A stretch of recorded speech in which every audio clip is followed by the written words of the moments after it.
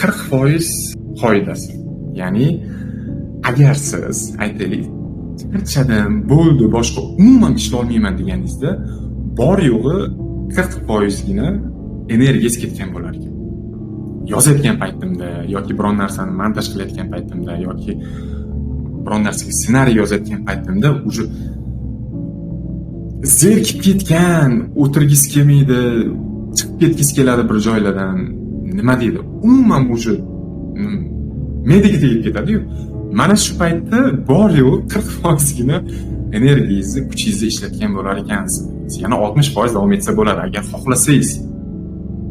Xohlamaysiz albatta. Mana shu paytda o'zingizni majburlashingiz kerak. Xafa bo'lsangiz ham, depressiyada bo'lasizmi, qayg'urayotgan bo'lasizmi, farqi yo'q. Emotions 0.